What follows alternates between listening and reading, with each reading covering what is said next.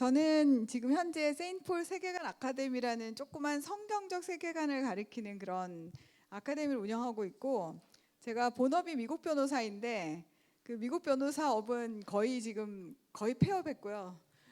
여기에 제가 거의 모든 걸 쏟아놓고 있습니다. 그래서 저희 아카데미 유튜브도 있고 강의도 많이 나가고요. 그 다음에 이제 시사 논평으로 유튜브에서 정소영의 아젠다라는 그런 유튜브를 하고 있어요. 근데 이게 사실은 뭐 이렇게 유튜브를 널리 알리려고 하는 게 아니라 저한테 수업을 받은 사람들을 위한 AS 차원에서 해주는 그런 유튜브라서 혹시 여러분 관심 있으면 보시면 좋겠고, 제가 쭉 쓴 책인데 제일 끝에 있는 성경은 처음이시죠란 책은 제가 군대에 보내는 책이에요. 그래서 준영이 받을 수 있을 거야. 지금까지 한 3,000권 보냈어요. 그래서 2025년부터 부활절하고 크리스마스 선물로 제가 보내고 있는데, 올해 2026년 부활절에도 640권을 보냈고요. 아마 크리스마스 때도 좀 보내려고 하고 있습니다. 네, 그러면 제가 본격적으로 강의를 좀 시작을 하려고 합니다. 괜찮겠죠? 이제 올 사람 없죠? 네. 저보고 이렇게 넘기라고 하니까.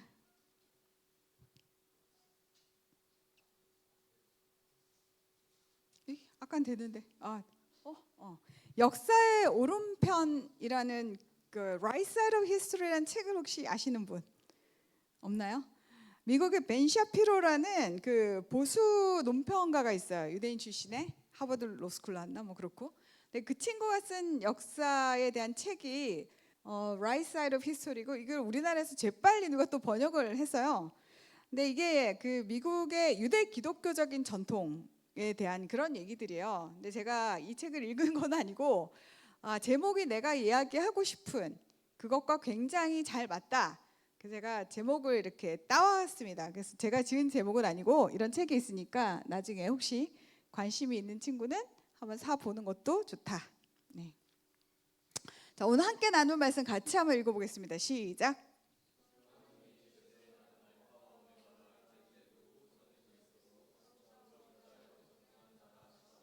네, 요한계시록 1장 8절 말씀이에요. 계시록 말씀 잘 안 읽죠, 여러분? 그 다음 것도 한번 같이 읽어볼까요? 시작.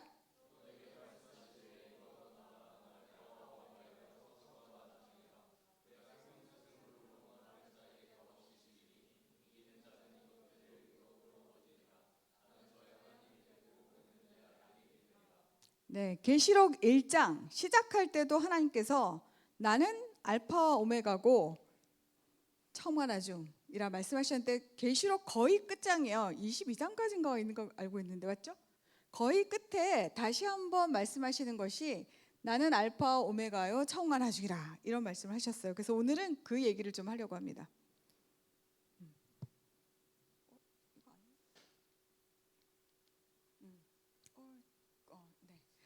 여러분, 성경은 역사책이에요. 역사책인데 어떻게 구성되어 있냐? 창조, 타락, 구원, 회복, 요 순서로 구성이 되어 있어요. 제가 제일 좋아하는 말씀이 창세기 1장 1절입니다. 같이 한번 읽어볼까요? 시작. 자, 이 말씀은 여러분이 반드시 외워야 되는 말씀입니다. 왜냐? 이 말씀 가운데 창조주 하나님이 하신 일이 다 들어있기 때문이에요. 창조주 하나님께서 태초와 천지를 만드셨잖아요. 그것은 시간과 공간을 만드셨다는 얘기예요. 하나님은 공간과 시간에 구애받는 분이 아니시지만 이 우리가 살고 있는 이 무대를 세팅하기 위해서 과거, 현재, 미래로 흐르는 시간하고 그 다음에 이 우주 공간과 지구를 만드셨다는 얘기예요. 그래서 여러분, 보통 우리가 교회에서 역사의 주인이 하나님이시다 이런 말 많이 하잖아요. 왜 그런 줄 알아요? 하나님이 만드셨기 때문이에요. 역사는 시간의 흐름을 말하잖아요. 시간을 만든 사람이 시간 주인이고 당연하지 않아요? 여러분의 인생의 주인은 누굽니까? 하나님이시죠. 왜냐? 여러분에게 시간을 주셨기 때문이에요. 인생은 시간이에요. 여러분이 이제 눈을 떠서 쭉 살아가는 그 째깍째깍 하는 그 시간이 여러분의 인생이고 삶이란 말입니다. 근데 그 시간 누가 줬냐? 하나님 주셨거든요. 그래서 하나님이 여러분 인생의 주인인 겁니다. 그리고 여러분은 그 시간을 잠시 맡은 청직이라는 것입니다. 자, 그래서 우리의 역사도 내 인생도 하나님이 주인이셔요. 근데 인간을 딱 만들어 놨어요. 근데 여러분들 아시다시피 아담과 이브가 선악과를 따먹고 하나님께 불순종함으로 어떻게 됐냐? 쫓겨났다는 거예요. 한번 읽어볼까요? 시작. 여호와 하나님이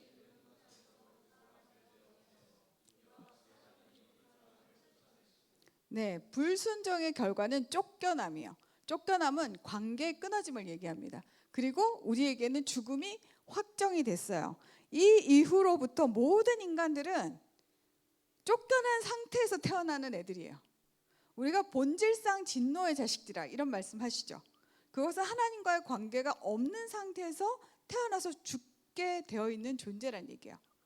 자, 이런 불쌍한 인간들한테 하나님이 다시 그 관계를 회복할 수 있는 길을 여셨어요. 자, 구원 한번 읽어볼까요? 시작.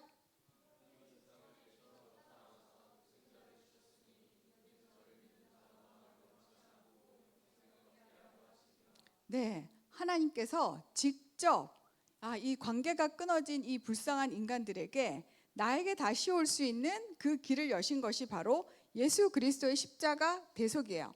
그래서 지금 우리가 살고 있는 이 시간대는 한 사람 한 사람이 하나님께 돌아갈 수 있는 기회를 얻은 시간입니다. 그러나 제일 마지막에 어떻게 되십니까? 자, 마지막 회복 한번 읽어볼까요? 시작.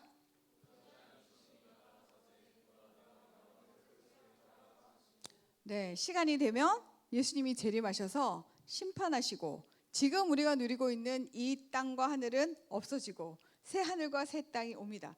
이것이 성경의 전체적인 역사예요. 인류 역사는 이렇게 된단다 얘들아. 이렇게 하나님께서 우리에게 특별한 계시로 알려주신 거예요. 왜냐? 이건 인간이 공부한다고 알 수 있는 게 아니거든요. 만든 사람만 말해줄 수 있는 거예요. 그래서 이것이 기독교의 믿음의 핵심이에요. 이 믿음을 안 갖고 있으면 크리스찬이 아닙니다. 제가 며칠 전에 쇼츠를 하나 봤는데 너무 기가 막혀가지고 쇼츠의 제목 명리학 위의 성경. 명리학이 뭔지 아세요, 여러분? 사주팔자 공부하는 건데 유명한 백미경이라는 그 드라마 작가가 자기 그 꼬마 작가 비슷한 사람이랑 이렇게 대화하는 쇼츠예요. 근데 제목이 그래서 너무 신기해가지고 제가 봤단 말이죠. 그 백미경 작가가 무슨 드라마를 썼냐 하고 찾아봤더니 힘센 여자 강남순 아세요? 그 드라마를 쓴 작가예요. 꽤 유명한 사람이래요. 근데 거기서 뭐라고 얘기하냐면 그 후배 작가에게 야, 사람 사주팔자는 못 바꿔. 네가 그래서 자기가 명리학을 열심히 공부를 해가지고 이 사주팔자를 알려고 한다는 거예요. 근데 사주팔자를 알아봤는데 그 사주팔자가 안 좋아. 그럼 어떻게 해요? 그걸 바꿀 수 있는 방법은 딱 하나라는 거야. 신을 감동시키래. 그래서 나에게 오는 이 부정적인 우주 에너지를 긍정으로 바꾸기 위해서는 신을 감동시켜야 하니까 착한 일 많이 하고 기도를 열심히 해야 돼. 그래서 자기가 교회를 간다는 거야. 여러분, 크리스찬입니까? 교회는 다니지만 이거는 뉴 에이지 사상인 거야. 뉴 에이지는 신을 달래고 복채를 줘요. 복채도 주고 얼르고 달래고 이래서 그 신으로 하여금 내가 원하는 것을 얻어내는 거죠. 그건 기독교가 아니에요. 기독교는 하나님과의 관계를 회복하고자 하는 종교이고 우리가 뭘 해가지고 하나님이 니네가 착한 일을 이만큼 했으니까 구해주고 이게 아니란 말이에요. 예수님을 통해서만 하나님과의 관계가 회복된다. 이것이 기독교 신앙입니다. 그래서 요즘 교회에 너무 엉터리로 교회 다니는 인간들이 많아가지고 제가 이 얘기를 꼭 해야겠다 생각을 했어요. 자, 그러면 하나님의 역사에는 분명한 방향과 목적이 있다는 겁니다. 자, 첫 번째, 역사를 시작하신 분이 하나님이시고 고로 끝내는 분도 하나님이십니다. 우리가 읽은 계시록 말씀처럼 알파와 오메가, 처음과 나중에 하나님이세요. 요즘에 보면은 기후재앙 얘기를 너무 많이 해요. 기후재앙 때문에 지구가 막 망할 것 같아요. 여러분, 기후재앙 때문에 지구는 절대 망하지 않습니다. 지구는 예수님이 오시는 날이 끝장나는 날이에요. 믿습니까? 예수님이 자고 있는데 오늘 밤에 오시면 오늘 밤 끝이에요. 예수님이 100년 후에 오시면 100년 후가 끝이에요. 그 사이에 지구가 뭐 기후재앙이 아무리 많아서 우리가 이산화탄소를 줄이기 위해서 소한테 방귀를 못 끼게 하든 어쨌든 아무 상관이 없습니다. 우리가 자연을 보호할 의무가 있죠. 청지기로서 당연히 우리가 최선을 다해서 보호는 하겠지만 이것이 인류의 미래를 결정한다. 이것은 생태주의를 우상으로 삼는 거죠. 그래서 여러분, 기후재앙으로 세상 끝나지 않고 예수님께서 재림하시면 끝납니다. 두 번째, 역사의 목적은 인간의 영혼을 구원하는 것입니다. 그래서 하나님의 자녀들을 다시 찾는 것이죠. 그래서 현실의 정치, 경제, 문화, 사회는 그 하나님의 자녀들을 싹 찾아내기 위한 무대 세팅이에요. 아시겠어요? 그래서 자, 우리 한번 읽어볼까요? 하나님을 사랑하는 자, 시작.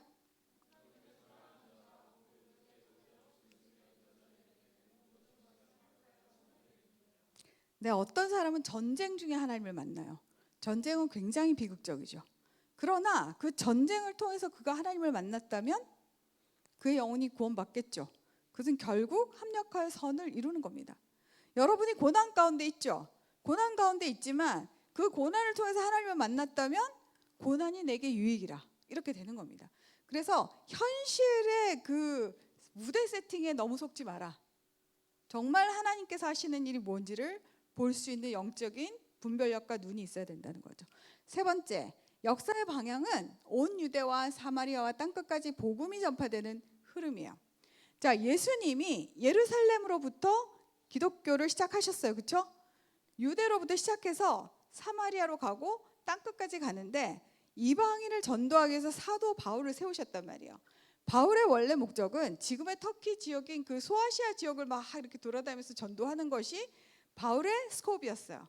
근데 사도행전 16장에 보면 6절에 10절에 하나님께서, 성령께서 바울에게 환상을 보여주잖아요. 아시아로 가려고 딱 마음 먹고 있는데 마케도니아 사람이 환상 속에 나타나서 여기로 와서 우리를 도우라, 이걸 보잖아요. 그래서 사도 바울이 방향을 유럽으로 틀게 되는 거예요. 여러분, 그래서 사실은 유럽이 기독교를 받아들이면서 세계 문명의 리더가 돼버립니다. 그러니까 하나님의 역사의 움직임을, 우리 극동을 먼저 해주셨으면 너무 감사했을 텐데 극동이 아니고 하나님의 뜻은 유럽이었다는 거죠. 그래서 유럽부터 시작해가지고 이제 그 복음이 쭉쭉쭉 전해집니다. 물론 그 사이에 현실의 무대 세팅은 제국주의도 있어요. 맞죠? 아메리카도 뭐 남아메리카, 북아메리카 뭐 식민지도 하고 온갖 것들을 인간들이 다 하고 있었으나 하나님께서 그 과정을 통해서는 하나님의 자녀들을 다 찾고 계시고, 지금은 제가 볼 때는 중동으로 가신 것 같아요. 아시아를 거쳐서 힌두교, 불교, 유교를 한 바퀴 쫙 돌고 지금 다시 이슬람을 하나님께서 건드리고 계시지 않나 하는 것이 제 생각입니다. 자, 그럼 이거를 우리 대한민국의 역사에 좀 대입해 보겠습니다. 여러분, 대한민국이 건국된 것은 기적 중에 기적입니다. 우리가 1884년에 알렌 선교사와 85년에 아펜셀러 언더우드, 이런 선교사님들이 한국에 오셨는데, 그때 이 선교사님들이 오신 것은 미국의 제3차 영적 대각성 운동에 이 사람들이 영향을 엄청 받은 사람들이었어요. 그때 여러분 같은 청년의 때에 성령 세례를 받고 3차 대각성 운동에서 세계 선교를 해야 되겠다 생각해가지고 이분들이 정말 알지도 못하는 조선이란 땅에 오게 되죠. 그래서 그때부터 우리가 기독교를 받아들이고 근대화라는 걸 합니다. 근데 1910년에 우리가 일본의 나라를 빼앗겼잖아요. 그래서 36년 동안 일제 식민지 시대를 살았어요. 그 식민지 시대를 살았는데 좋은 것도 있고 나쁜 것도 있고 모든 것이 합력하여 선을 이루었습니다. 사실 여러분, 제가 요즘 드라마를 보면 너무 황당한데 조선이 굉장히 아름답고 깨끗하고 좋은 나라처럼 나오지만 그때 당시의 조선은 전 세계에서 정말 유래를 찾아볼 수 없을 만큼 신분제가 극심한 나라였어요. 미국이 흑인 노예를 뭐 많이 했다고 그래가지고 지금도 욕먹고 있는데, 미국은 자국민을 노예로 삼지 않았어요. 근데 조선은 어떤 나라냐? 엄마가 노비면 자식이 다 노비였거든요. 노비 종모법 해가지고. 그래서 나중에 되니까 전 국민의 한 50% 이상이 노비가 된 거예요. 그래서 양반 쌍놈 철저하게 구별하고 그래서 엄청나게 수탈을 해갔어요. 실제적으로 일제시대보다 조선시대 양반이 수탈한 게 더 많았습니다. 어쨌든 그러나 그럼에도 불구하고 그 과정을 통해서 하나님께서는 기독교 지도자들을 그 일제시대에 많이 길러내셨죠. 그리고 그분들을 통해서 우리가 독립운동도 하고 막 그랬어요. 근데 1945년에 우리나라가 해방을 맞이했는데 그 해방은 우리의 힘으로 맞이한 게 아닙니다. 그 해방은 미국이 일본에다가 원자폭탄을 터뜨려 가지고 일본이 무조건 항복을 해서 손을 들었기 때문에 선물처럼 주어진 해방이었어요. 정말 하나님께서 우리에게 너네 이제 좀 그만 힘들고 노예로 살고 이제는 좀 해방을 해라 해서 하나님께서 우리에게 해방을 주셨죠. 그리고 그 1945년부터 48년을 우리가 해방 공간이라고 부릅니다. 근데 여러분, 나라가 하나 세워지는 것은 너무너무 어려운 일이에요. 그래가지고 이 해방 공간 이 3년 동안 북한은 소련군이 먼저 밀고 들어왔어요. 그리고 남한은 미군이 들어왔죠. 미군정이 들어왔습니다.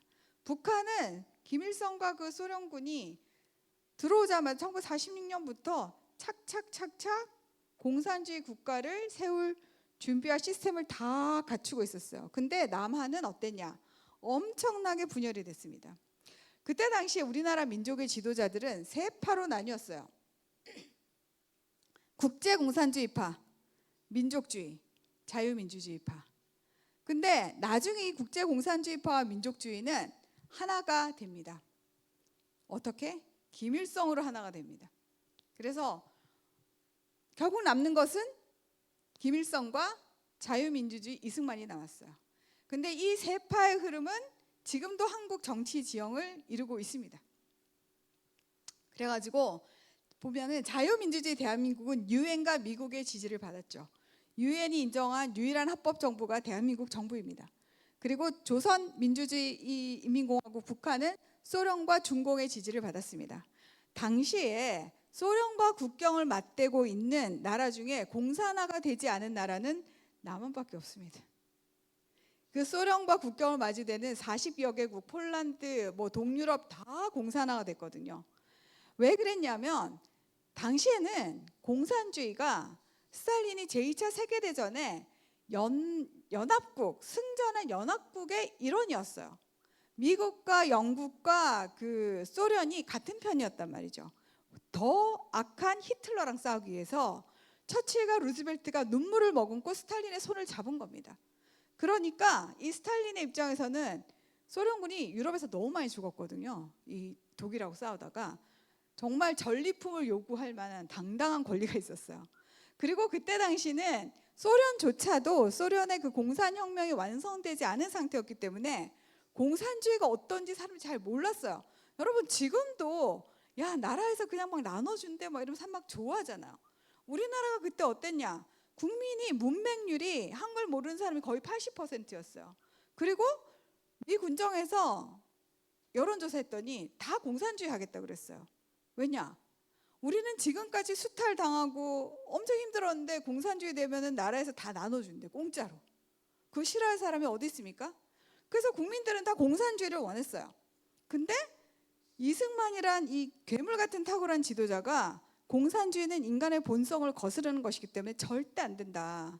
나만이라도 자유민주주의 국가를 세워야 된다. 이렇게 하다 보니까 내부 갈등이 어마어마하게 많았던 거죠. 그래서 1948년에 5월 10일에 우리가 처음으로 총선거, 국회의원 선거를 치르고 그 다음에 7월 달에 헌법 만들어서 그 헌법 만들고 8월 15일에 대한민국이 이렇게 세워졌단 말입니다.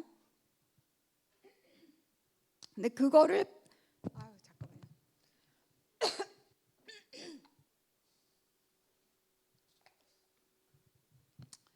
그거를 반대하고 방해했던 세력이 남한 노동당이었어요. 남노당이 남한에 있는 공산주의 정당이었는데 그 남노당에서 제주 4.3과 여수 반란 사건을 일으킵니다. 여러분 제주 4.3은 남노당에서 우리나라가 세워지는 대한민국의 건국을 막기 위한 그 남노당의 공격이었어요. 근데 그거를 진압하는 과정에서 공산주의자가 아닌 민간인도 섞여가지고 희생이 굉장히 컸단 말이에요. 그리고 제주 4.3이 한 번에 다 끝난 게 아니에요. 6.25 때까지도 계속 싸움을 했어요. 제주도에서는 공산당하고 국군이 거의 6년을 싸웠어요. 그러니까 그 사이에 얼마나 많은 피가 흘렀겠습니까? 정말 가슴 아픈 사건이죠. 여수 순천은 짧게 한 번에 끝났어요. 왜냐하면은 이 여수 순천은 군대에서 일어난 반란이었거든요. 제주 4.3을 진압하라고 명령을 했는데 군대 안에 공산주의자들이 많았던 거죠. 그래서 그 명령을 거부하는 바람에 그때 공산주의에 경도된 군인들을 다 색출해가지고 숙청하는 과정이 있었습니다. 제가 얘기했죠. 그때 당시는 공산주의가 좋은 건 줄 알았다고. 그래서 상당히 많은 지식인들이 우리나라가 공산주의로 세워지기를 원했습니다. 순수한 마음으로. 그래가지고 그때 당시 제주 4.3에 지금으로 치면 6.4 3기 정도 되는 사람들의 공산주의자 되게 많았고요. 여러분이 아시는 박정희 대통령도 남노당 출신입니다. 어쨌든 그런 엄청난 역사가 숨어 있어요. 그렇지만 어쨌든 그 결과 다 이렇게 정리하고 엄청난 피를 흘리고 남한은 1948년 8월 15일에 건국을 하면서 자유시장 경제, 그 다음에 자유민주주의를 채택을 했죠. 북한은 그 해방 공간에 뭘 했냐? 내부 숙청을 했습니다. 그 내부 숙청을 하는데 1번이 기독교죠. 그래서 북한이 평양이 동방의 예루살렘이라는 얘기를 듣던 곳이었는데 거의 모든 기독교인을 거의 다 죽였어요. 그리고 이 해방 공간에 그 북한에서 도망 온 사람들, 그 실향민들이 남한에 와서 교회를 세웠습니다. 그게 영락교회입니다.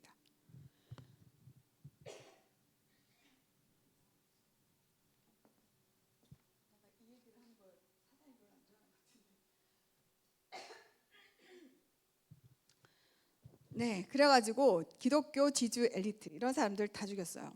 그리고 공산주의 사회로 개조를 했죠. 토지를 다 무상으로 뺏고 무상으로 나눠준 다음에 다시 국가가 다 뺏었어요. 집단 농장 만들고 말 안 들으면 정치범 수용소에 보냈죠. 그 시스템이 지금 80년간 계속되고 있는 겁니다. 남한은 자유시장 경제라서 농지 개혁을 했는데 유상몰수 유상분배였어요. 그 말은 뭐냐? 나라에서 좀 싸게 샀어요. 지주들한테 내놔 이래가지고. 그리고 농민들에게도 공짜로 주지 않고 몇 년 동안 니네가 소출의 몇 프로를 5년인가 30%를 이렇게 내면은 이 땅이 당신 것이 됩니다. 이렇게 한 거예요. 그래서 지주들이 불만이 많았지만 그 지주들은 땅 대신에 돈을 가졌죠. 그걸로 농사를 안 짓고 사업을 했어요. 공장을 짓고. 그래서 근대화가 됐고요. 농민들은 6.25가 딱 터졌는데 북한의 김일성하고 이 남노당의 이 짱이었던 박헌영이 우리 밀고 내려가면 농민들이 다 만세하고 우리를 환영할 겁니다. 그랬어요. 근데 농민들이 토지 개혁을 했잖아요. 내 땅을 갖고 있잖아요. 공산주의에 다 반대하고 일어난 겁니다. 목숨 걸고. 그래서 나중에 박헌영은 잘못했다. 네가 정보를 잘못 줘갖고 우리가 6.25 남침을 했는데 졌다 이래서 북한에서 미국 미제 스파이로 몰려가지고 아주 처참하게 처형을 당해요. 그런 역사가 있습니다. 그래서 자유민주주의 대한민국은 시장 경제를 했고 그 다음에 교육 개혁을 통해서 국민들에게 글을 가르쳤어요. 여러분 우리나라가 1950년 48년에 나라가 세워졌는데 48년 8월에 2년 후에 50년 6월에 전쟁이 났잖아요. 근데 그 와중에도 계속 공부를 시켰어요. 어떻게? 의무교육을 시켰죠. 초등학생들 무조건 초등학교 나이가 되면 무조건 학교를 보내서 한글을 배워야 된다. 그때 부모들이 아니 우리 애는 지금 나가서 소 염을 먹여야 되는데 무슨 너무 학교냐고 이런 사람들이 태반이었습니다. 근데 아주 독재적으로다가 이승만 대통령이 무조건 애들을 학교를 보내서 공부를 시켰어요. 그래서 국민들이 50년 53년 이렇게 전쟁 끝나고 나면은 원래 우리가 문맹률이 80%였는데 나중에는 글자 해독률이 90%가 돼요. 그 글자 해독률을 가지고 박정희 대통령이 근대화할 때 해외에서 갖고 온 매뉴얼 이런 거 다 읽을 수 있었죠. 그래서 우리나라가 빨리 일어설 수 있었던 겁니다. 그리고 나중에 6.25 전쟁이 끝나면서 우리가 한미동맹이라는 군사동맹을 합니다. 세상에서 제일 이상한 조약을 하죠. 그때 전 세계 최빈국인 대한민국과 전 세계에서 최강국인 미국이 조약을 맺는데, 야 미국 니네 공격받으면 우리가 가서 도와줄게. 대신에 우리 공격받으면 니네가 다 싸워줘야 돼. 니네 애들이 제일 최전방에 서야 돼. 이런 조약을 한 겁니다. 아이젠하워가 뚜껑이 열렸죠. 그렇지만 6.25를 휴전으로 마무리하기 위해서 할 수 없이 미국이 그 조약에 서명을 합니다. 그래서 미국의 핵 우상과 안보 그 아래 우리는 경제 발전만 한 거죠. 그래서 지금 이 자유민주주의 대한민국은 반공, 친미죠. 한미 동맹인데 이제는 군국주의가 아닌 자유민주주의가 된 일본하고 3자 동맹을 하는 관계가 됐고요. 그 다음에 일본에 있는 우리 동포들 중에 대한민국 편에 서 있는 동포들을 민단이라고 합니다. 제1본 대한민국 민단. 그런 흐름이 있습니다. 반대로 북한은 공산주의로 갔죠. 그러니까 친중, 친러, 그리고 일본은 제1본인 조선총연합회에서 조총련이라는 단체가 생겼습니다. 조총련은 지금도 검정 치마 하얀 저고리 입고 그 학교 조총련 학교 가면 일본에서 지금도 김일성, 김정일 사진 걸어놓고 공부하고 있습니다. 그리고 일본에서 있는 교포들을 굉장히 북한으로 많이 보냈어요. 그리고 그 사람들을 인질로 삼아가지고 일본에서 돈을 엄청나게 빨아먹었습니다. 지금도 그러고 있고. 그러다 보니 자유민주주의 대한민국에 지금 실향민들 있죠. 북한에서 예수 믿다가 핍박받아가지고 오신 분들, 그리고 북한에서 엘리트로 있다가 도망오신 분들, 그런 분들이 있고, 그 다음에 이제 90년대 말에 고난의 행군부터는 탈북민들이 생겼죠. 조선은 어떻게 되냐? 여기 북한은 헬조선이죠. 헬조선. 헬조선은 6.25 때 월북자들이 꽤 있었습니다. 왜냐? 지식인 가운데 공산주의가 좋다고 생각했던 사람들이 굉장히 많았기 때문이죠. 그분들은 그쪽이 진짜 좋은 줄 알고 갔어요. 나중에 다 숙청됐지만. 그리고 강제로도 납북을 굉장히 많이 했습니다. 6.25 때. 우리나라에서 똑똑한 인재들을 그들이 후퇴하면서 많이 잡아갔어요. 그리고 북송 제일교포. 제일교포 중에서도 만경호 이런 거 타가지고 배 태워가지고 조국으로 오시오 이래서 갔는데 뭐 다 끝장이 나버렸죠. 이런 상황에서 대한민국이 오늘날 이런 풍요를 누리고 이런 종교의 자유를 누리고 하는 것은 거의가 아니라 그냥 하나님의 기적이고 선물입니다. 하나님이 왜 우리에게 이런 기적과 선물을 주셨냐? 이것은 자유와 복음의 확장입니다. 제2차 세계대전 이후에 신생 독립국가가 100개 정도 됐어요. 그 100개 중에 자유민주주의와 시장경제를 성공시킨 나라가 딱 두 나라가 있습니다. 한 나라가 이스라엘이고 한 나라가 대한민국입니다. 그래서 이 두 나라는 하나는 중동에서 하나는 극동에서 자유민주주의의 교두보 역할을 하고 있습니다. 그래서 이 두 나라 중에 한 나라가 무너지면 굉장히 힘들어지겠죠. 이 나라들이 왜 중요하냐? 이 나라들은 세큘러 국가죠. 우리나라가 뭐 국교가 기독교는 아니니까. 이스라엘도 마찬가지예요. 세큘러 국가이지만 거기는 자유민주주의 선거가 살아있고 종교의 자유가 있고 천부 인권을 보장하고 시장경제, 사유재산권을 보장하는 정말 중동에서 하나, 그리고 이 극동아시아 지역에서 중국, 북한, 러시아 이렇게 붙어있는데 우리가 겨우 지금 생존하고 있는 겁니다. 여러분, 이스라엘의 인구가 한 800만이라는 사람도 있고 900만이라는 사람도 있지만 이스라엘 안에 유대인만 사는 거 아닙니다. 100만 이상이 아랍계 무슬림들이에요. 근데 그 사람들이 거기서 잘 삽니다. 왜냐? 종교의 자유가 있으니까요. 입장을 바꿔서 생각해 볼까요? 만약에 이스라엘이 아니라 이란이면은 이란 안에서 이스라엘 사람들이 살 수 있을까요? 못 살아요. 왜냐? 거기는 이슬람 신정국가이기 때문에 개종 안 하면 다 죽이죠. 그러니까 이런 것들을 우리가 좀 봐야 됩니다. 대한민국 개신교가 지금 140년 됐다고 하는데 초기에는 배제학당, 이화학당, 또 지금의 세브란스인 재중원 뭐 이래가지고 교육과 의료 선교를 많이 했습니다. 그리고 1907년에 평양 대부흥이 있었죠. 그때부터 새벽기도 문화가 있었다고 해요. 여러분, 저는 지금의 기독교인의 수준보다 1907년도 평양 대붕의 기독교인 수준이 훨씬 높다고 생각합니다. 왜냐? 그때는 부흥은요, 회개거든요. 회개가 제대로 돼야 부흥이 되는 거예요. 근데 그때 당시 사람들은 회개를 했대 그냥 우리처럼 주님 잘못했어요, 다음부터 잘할게요, 이게 아니고 내가 누군가에게 빚을 졌는데 안 갚았다 그러면 삭개오처럼 그 사람 찾아가지고 빚을 갚아줬대요. 몇 배 더 얹어주고. 내가 첩을 가지고 있었다, 하나님 죄송합니다, 몰랐습니다, 첩을 다 정리했대요.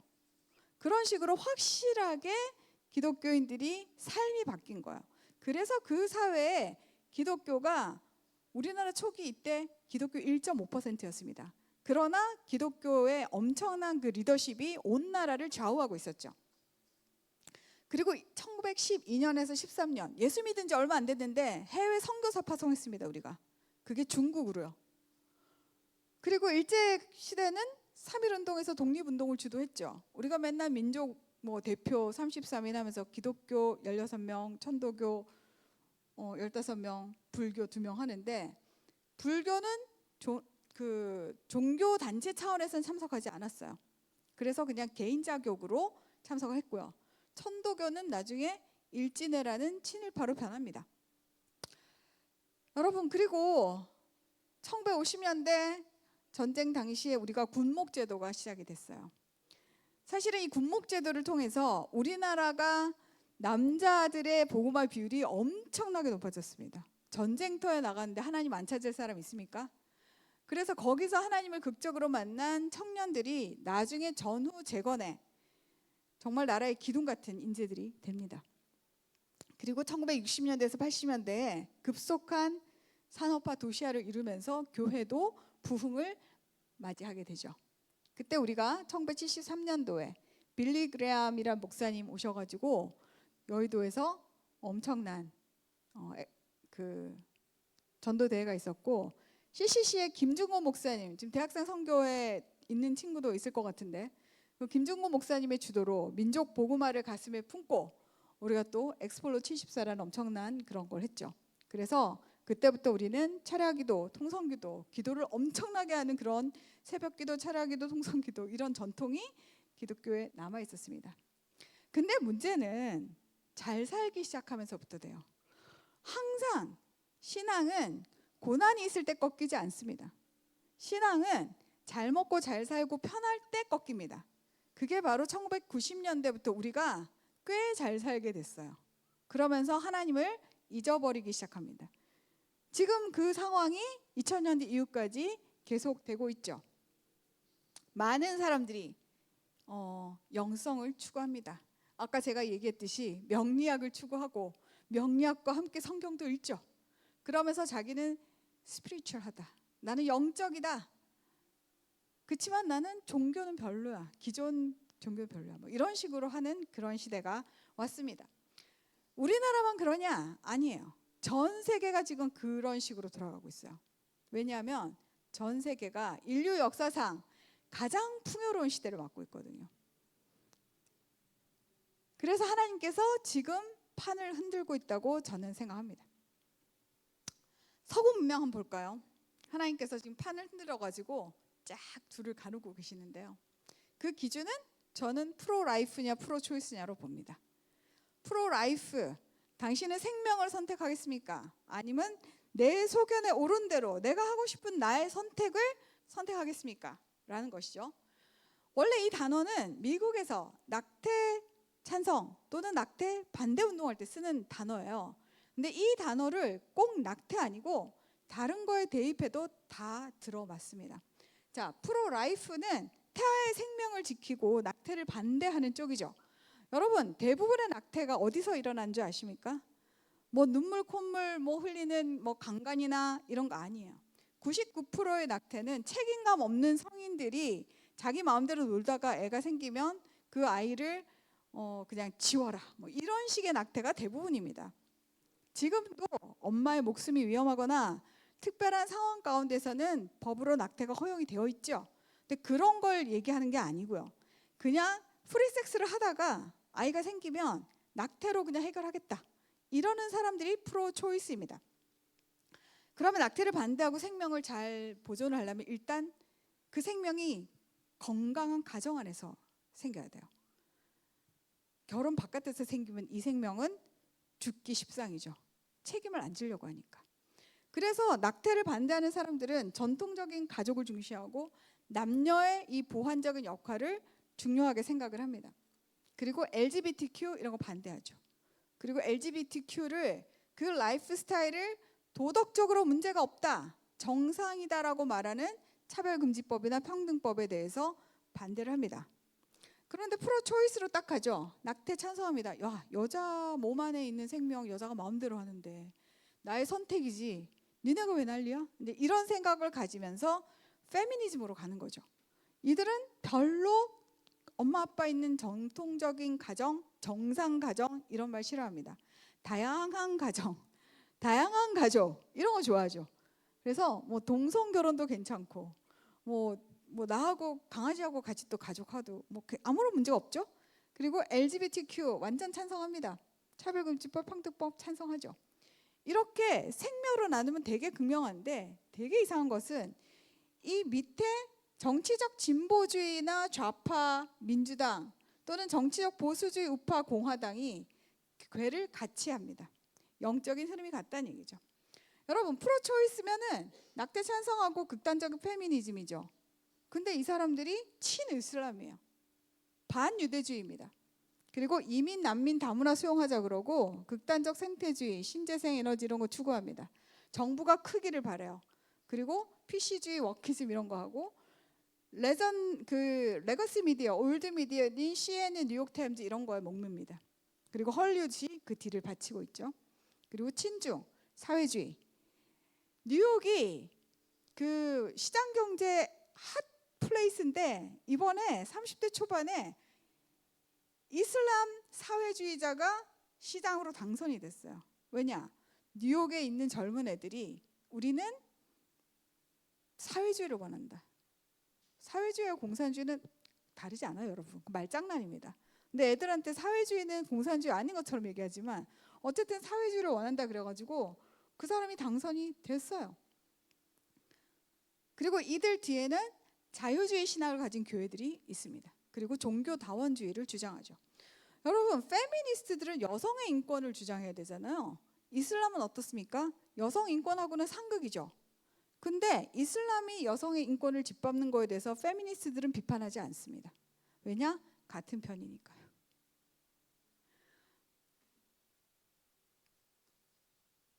이슬람은 이거 아니죠. 네, 이슬람은 사실은 LGBTQ는 상극이에요. 여러분 이슬람에서 동성애하다 걸리면 죽어요. 근데 이슬람이 이 LGBTQ 운동에 대해서 말 안 합니다. 왜냐? 같은 편이니까. 지금은. 나중에 아마 이쪽이 다 죽으면 자기네들끼리 싸울 거예요. 근데 지금 현재는 전선이 딱 갈립니다. 프로라이프 쪽에는 반이슬람, 친이스라엘, 국경 강화하고 자국민 보호하자고 하죠. 환경 보호하고 관리하지만 에너지 자립이 원칙이에요. 그리고 작은 정부. 지금 뭐 트럼프 세력을 마가 세력이라고 하는데 그쪽도 이쪽입니다. 언론은 폭스뉴스, 데일리 와이어나 유튜브 같은 뉴미디어들이 이쪽 라인에 있습니다. 그리고 반중 자유민주주의, 그리고 이 밑에는 신학적으로는 복음주의 신학이 있고요.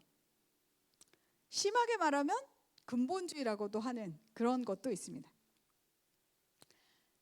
서구 사회만 그러냐? 대한민국도 똑같습니다. 이 영적인 흐름이. 그래가지고 이 영적인 흐름에서 하나를 긁어내잖아요. 그럼 밑에 고구마 줄기처럼 줄줄줄줄 같이 딸려 나오게 돼 있어요.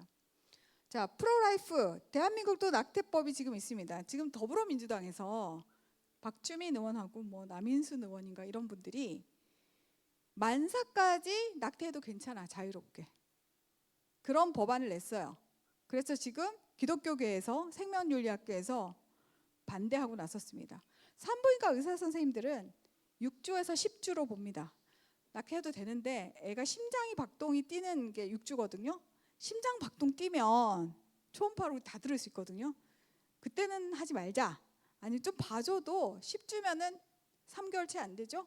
그 안에만 낙태라고 그보다 더 큰 아이들은 낙태를 못하게 해서 뭐 나중에 입양을 보내든지 나라의 책임을 어쨌든 생명을 좀 보존하자는 측이고, 이 만삭 낙태 또는 약물 낙태를 허용하자는 측에서는 아니 내가 낳기 싫은데 왜 네가 난리야, 이제 이렇게 하는 것이죠.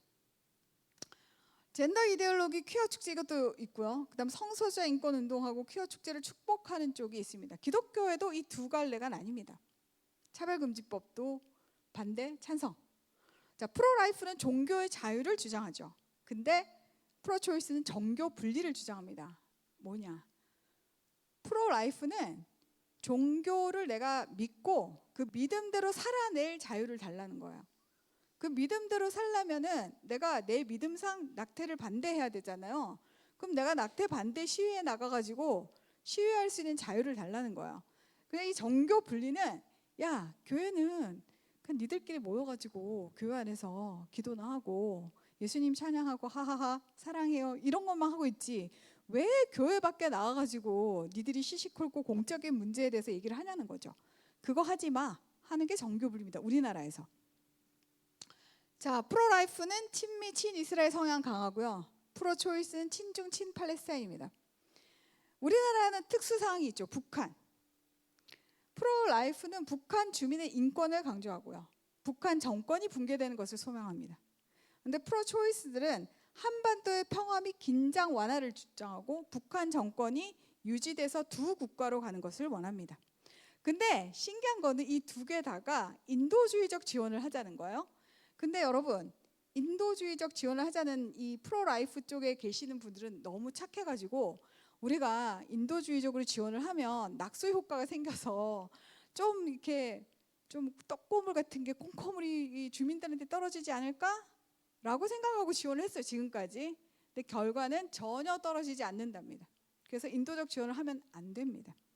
제가 얼마 전에 한 2, 3주 전에 탈북민 한 분을 만났거든요. 이분은 북송 가족인데 일본으로 가셨어요. 저는 당연히 북송 가족인데 탈북을 했으니 일본으로 갔나 보다 생각을 했는데 그분이 하신 말씀이 원래 스위스로 가려고 그랬대요.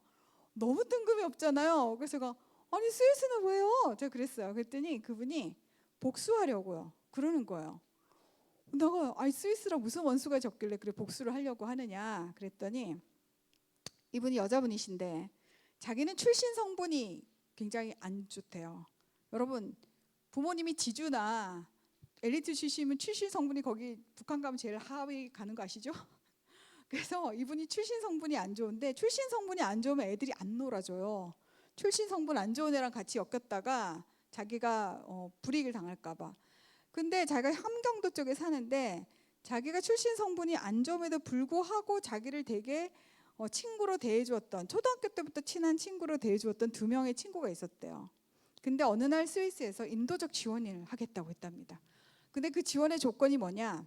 우리가 북한 주민들이 영양실조에 걸리니까 염소를 줄 테니까 염소 젖을 짜가지고 애들을 먹이면 영양실조를 좀 극복할 수 있지 않겠니?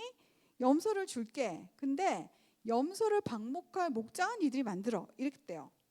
그랬더니 이제 목장을 만들어야 되잖아요. 북한에 무슨 도구가 있어요? 뭐가 있어요? 애들 학생들 다 동원해서 맨손으로 돌 캐고 뭐 이런 걸 하는데 그 함경도 꼴짝에 차를 타고 올라가는데 차가 뒤집어져가지고 엄청 사람 많이 죽었대요. 그리고 그 죽은 애들 중에 자기 친구 둘이 있다는 거예요. 자기도 같이 굴렀는데 자기는 죽진 않고 목을 다쳐서 지금도 통증 때문에 밤에 잠을 잘 못 자고 자기가 가족보다 사랑했던 그 두 친구는 즉사를 했다는 거예요. 그래서 자기가 결심을 했대요. 스위스 이놈들 니들이 뭐시기에 우리를 이렇게 괴롭히냐. 스위스 사람들 알았을까요? 염소가 왔답니다. 드디어 스위스에서 방목장 만들고 염소가 왔더니 당 간부들이 와가지고 그날 바로 불고기해서 다 잡숴버렸대요.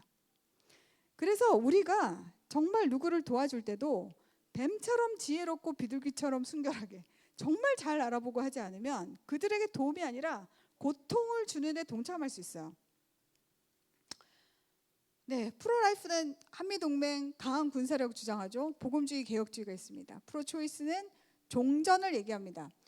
여러분 전쟁 끝나는 거 되게 좋은 것 같죠. 지금 우리나라가 휴전 상태거든요. 6.25 때 우리나라가 휴전이 됐는데 아직 전쟁이 안 끝났어요. 우린 지금 전쟁 중인 국가입니다.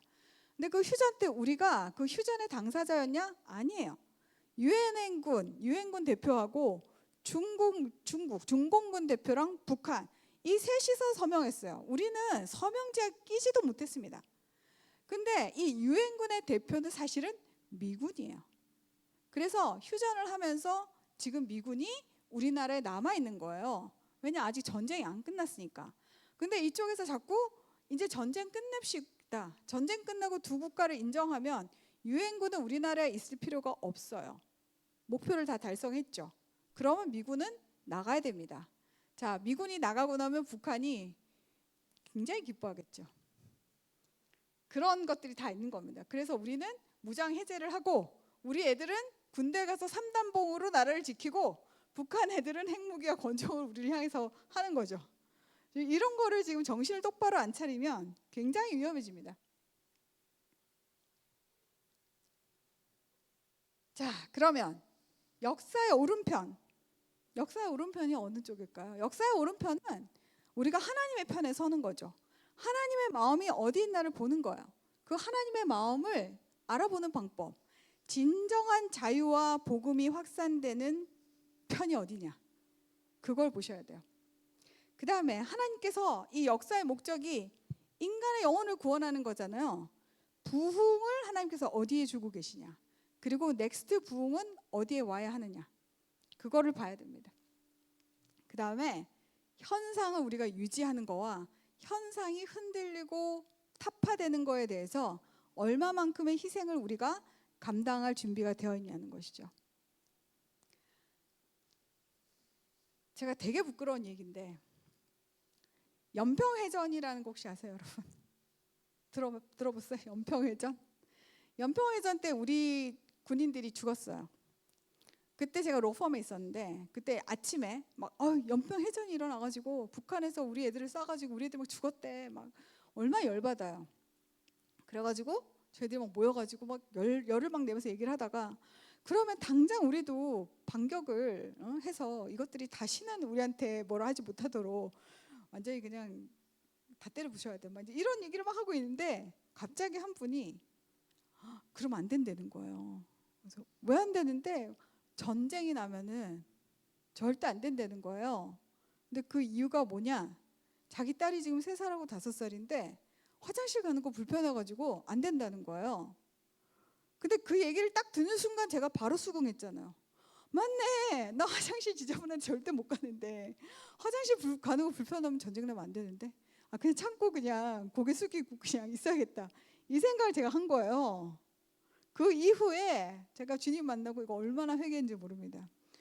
지금 북한은 80년째 저 독재 정권 밑에서 정치범 수용소에서 인간 이하의 생활을 하고 있는데 너는 고작 너 화장실 가는 거 불편하다고 그 사람들을 그대로 버려두겠다는 거냐? 이런 마음을 저한테 주시는 거예요. 제가 무지 회개했어요. 그래서 제가 그렇다고 전쟁이 나는 걸 바라냐? 절대 아니죠. 하나님, 전쟁이 나는 걸 바라진 않지만 우리가 그래도 우리의 이웃을 사랑하는 마음으로 우리의 불평과 우리의 손해를 감수할 마음이 있다면 그 마음을 보고 하나님이 우리를 좀 불쌍히 여기시고 긍휼히 여기셔서 그들을 풀어주지 않을까? 그런 식으로 제가 생각이 좀 바뀌었어요. 마태복음 18장 12절에서 14절까지 한번 읽어봅시다. 시작.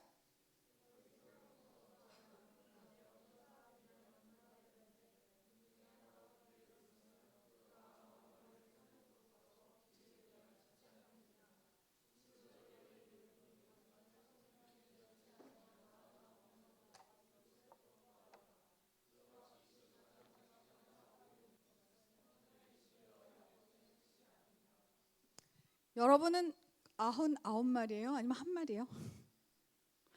저는 우리는 99마리라고 생각합니다. 너무 편안하게 목자 인도를 잘 받고 그다음 얘들아 여기 좀 잠시 풀 뜯고 쉬고 있어. 그 한 마리 지금 목자가 찾으러 가시는 거죠.